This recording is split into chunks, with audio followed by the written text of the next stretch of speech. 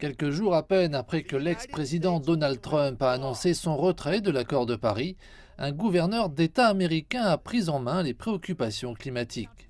Le 6 juin 2017, le gouverneur à l'époque de Californie, Jerry Brown, a rencontré le président chinois Xi Jinping, ouvrant la voie à un partenariat qui serait officiellement lancé 2 ans plus tard, le California China Climate Institute. Lorsque j'ai rencontré le président Xi il y a plusieurs années, il était très clair pour nous deux que le changement climatique affectait la Californie, la Chine, l'Amérique, le monde entier. Le siège du California China Climate Institute se trouve à l'université de Berkeley en Californie, en association avec l'université de Tsinghua à Beijing. La Chine et les États-Unis étant en tête du classement mondial en matière d'émissions de carbone, la directrice générale de l'Institut a déclaré que ces deux pays devaient diriger. Les États-Unis et la Chine jouent un rôle très important dans le déploiement réel des solutions climatiques. Et en travaillant ensemble, ils contribuent à réduire le coût des énergies renouvelables, celui des batteries ainsi que d'autres technologies. Alors que la Chine vise l'année 2060 pour atteindre la neutralité carbone, Daifan estime qu'un domaine clé dans lequel la Californie peut aider est celui des véhicules électriques.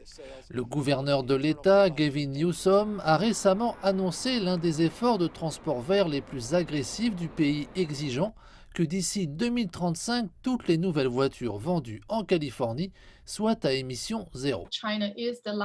La Chine est le plus grand marché de véhicules électriques.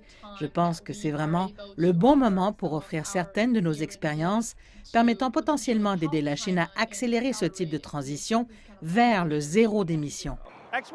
Des experts de Berkeley et de Beijing travaillent conjointement dans le cadre de 3 programmes piliers, la recherche sur les politiques climatiques, le dialogue sur le leadership et les programmes de formation.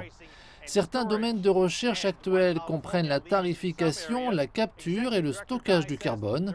Et bien que la Californie dirige dans certains domaines, la directrice générale Daifan assure que la Californie peut également apprendre beaucoup de la Chine.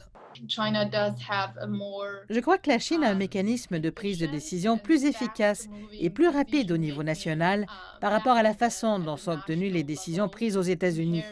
Ils ont ce genre de projets et programmes pilotes sur différents sujets sur le climat et l'environnement qui donnent beaucoup d'incitation et d'autorité aux gouvernements locaux chinois pour aller de l'avant sur l'agenda national. La Californie a également tracé sa propre voie verte sous le gouvernement Trump, qui n'a jamais eu pour objectif de rendre les États-Unis neutres en carbone. Bien que le président Biden a lancé une plateforme visant à rendre les États-Unis neutres en carbone d'ici 2050, la Californie a déjà annoncé il y a 2 ans son intention d'atteindre cet objectif d'ici 2045.